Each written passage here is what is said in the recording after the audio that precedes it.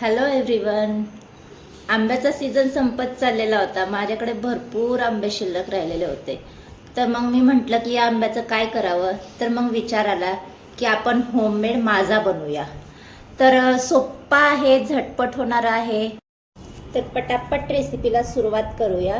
तर त्यासाठी इथे मी 2 आंबे घेतलेले आहेत. अर्थातच हापूस आंबे घेतलेले आहेत आणि एक कच्ची कैरी घेतलेली आहे. तर ह्या सगळ्याचा आपल्याला गर काढून घ्यायचा आहे. तर इथे मी अर्ध्याच कैरीचा वापर केलेला आहे, कारण कैरी भरपूर मोठी होती, तर आपल्याला छोटी कैरी लागणार होती, त्यामुळे मी अर्धीच कैरी वापरलेली आहे. तर आता हे सगळ्याची आपल्याला एकत्र करून प्युरे करून घ्यायची आहे. तर मिक्सर जारमध्ये आपण हे सगळं प्युरे करून घेऊयात. पाणी न घालताच याची मी प्युरे करून घेतलेली आहे. तर आता हे आपल्याला पॅनमध्ये काढून घ्यायचं आहे. तुम्ही पाहू शकता छान अशी प्युरे इथे तयार झालेली आहे. तर ही प्युरे मी पॅनमध्ये काढून घेते. अशाच पद्धतीने सगळी प्युरे आपण करून घेतली. आता पॅन आपण गॅसवर ठेवून देणार आहोत. थोडंसं यामध्ये पाणी घालून घ्यायचे आणि सतत मिक्स करत राहायचे आपल्याला, नाहीतर खाली चिटकू शकतं. तर थिक वाटते, त्यामुळे मी आणखी थोडंसं यामध्ये पाणी घालून घेणार आहे. पाणी तुम्ही तुमच्या आवडीनुसार कमी जास्त करू शकता. तुम्हाला जर थिक हवा असेल तर तुम्ही थिकही ठेवू शकता. आता यामध्ये मी साखर घालून घेतलेली आहे 2 वाटी.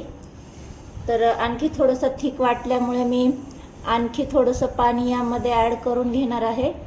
आणि आता हे छान इथे ट्रान्सपरंट कलर आलेला आहे, म्हणजे आपला इथे माझा तयार झालेला आहे आणि उकळी देखील आलेली आहे. तर आता मी गॅस बंद करून घेते. गॅस बंद करून झाल्यावर यामध्ये मी अर्धा लिंबू पिळून घेणार आहे आणि छान मिक्स करून घ्यायचे आपल्याला.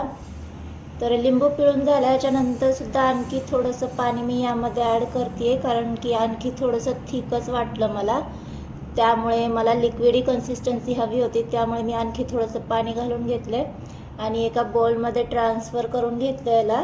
हे थंड झाल्याच्या नंतर ह्याला मी पूर्णपणे गाळून घेणार आहे. जे काही आंब्याचे धागे वगैरे असतील ते गाळण्याने निघून जातील, त्यामुळे याला गाळून घेणार आहे. तुम्ही तसंही वापरलं तरी चालेल, पण गाळून घेतलं की जरा जास्त छान लागेल. नंतर फ्रीजमध्ये ठेवून द्यायचे आणि थंड थंड सर्व करून घ्यायचे. आईस क्यूब वगैरे घालू शकता, ऑप्शनल आहे. तर मस्त इथे होममेड माझा तयार झालेला आहे. तर आजची ही होममेड माझाची रेसिपी तुम्हाला कशी वाटली? अगदी सोपी रेसिपी आहे. रेसिपी आवडली असल्यास रेसिपीला लाईक आणि चॅनलला सबस्क्राईब करायला विसरू नका. आणि अशा छान छान रेसिपीसाठी ज्योतिष क्रिएटिव्हिटी चॅनल पाहत रहा. बाय.